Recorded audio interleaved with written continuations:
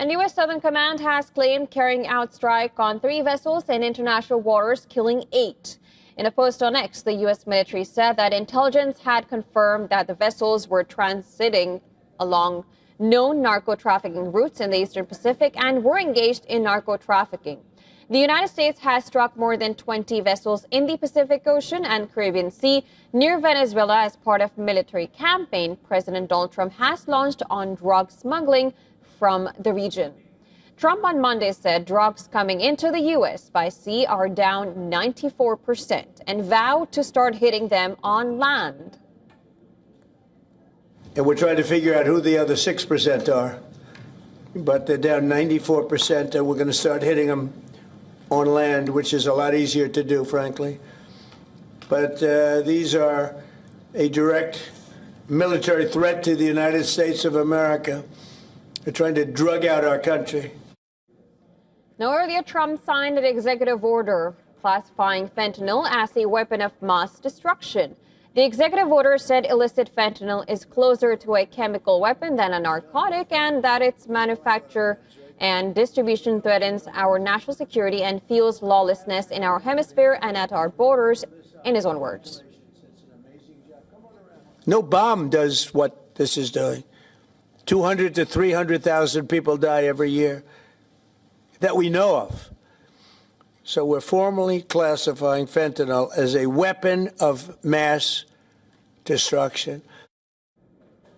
The fentanyl classification ties in with the Trump administration's war against alleged drug traffickers. But while Trump said that each boat destroyed saves 25,000 American lives, the vessels are thought to be transporting cocaine rather than far deadlier fentanyl, which is primarily smuggled into the U.S. from Mexico rather than by the boats from Colombia or Venezuela. Now, Trump also said he is considering signing an executive order to reclassify marijuana as a less dangerous drug. We are considering that, yeah.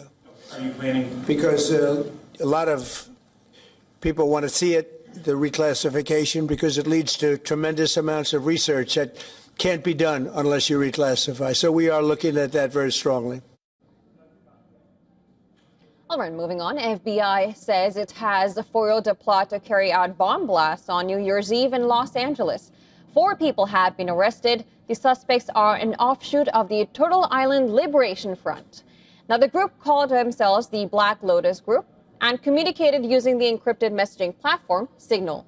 The 4 individuals arrested are Audrey Carroll, Zachary Page, Dante Gaffield, and Tina Lai. They face charges of conspiracy and possession of a destructive device. According to the complaint filed in a federal court, their plan was to plant backpacks with IEDs at different points. They planned to use burner phones and set up long movies to stream at home to serve as an alibi. They also had documents that allegedly included a step-by-step process for crafting a pipe bomb. The subject arrested envisioned planting backpacks with improvised explosive devices to be detonated at multiple locations in Southern California, targeting U.S. companies. These bombs were to blow up at the same time on midnight this New Year's Eve.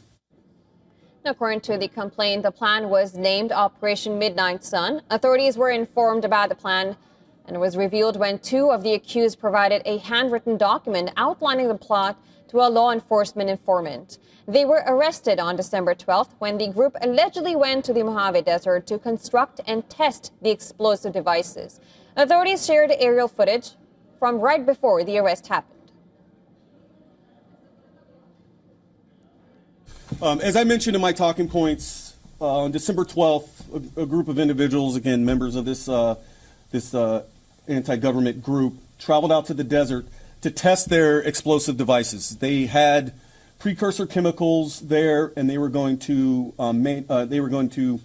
create these bombs in the desert. What they are starting to do is put their chemicals and wares and the components out on the table there.